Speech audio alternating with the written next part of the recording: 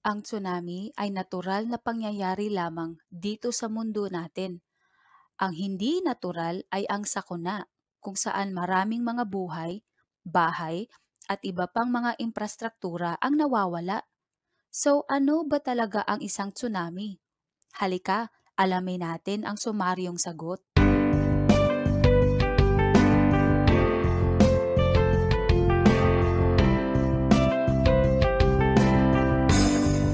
Ang tsunami ay isang serye ng mga higanting alon. Sa Japanese, ang tsunami ay nangangahulugang harbor wave o daungan ng alon. Ang isang alon ay nalilikha kapag ang enerhiya ay dumadaan sa tubig. Ang paglipat-lipat ng hangin ay nagbibigay ng enerhiya sa tubig na bumubuo ng mga regular na alon.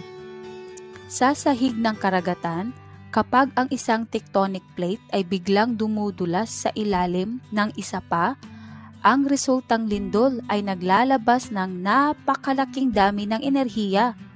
Ang enerhiyang ito ay kumakalat palabas mula sa punto ng lindol na nagpapalitaw ng mga alon na maaaring bumuo ng isang tsunami. Sa una, ang mga alon ay maliliit lamang, ngunit napakabilis ng paglalakbay. Gayunpaman, kapag ang mga alon ay lumalapit sa dalampasigan, ang tumataas na sahig ng tubig dagat ay humahadlang sa enerhiya ng mga alon. Pinapabagal nito ang bilis ng mga alon. Ngunit, ang enerhiya ay dapat na manatiling pare-pareho, humahantong sa pagtaas ng mga alon, kaya nagreresulta sa tsunami. Ang tsunami ay mapanira lamang kung ang mga tao at ang kanilang kabuhayan ay nasa gitna ng proseso neto, gaya ng iminungkahi ng pinakamalaking tsunami na naitala kailanman na pumatay ng 5 katao.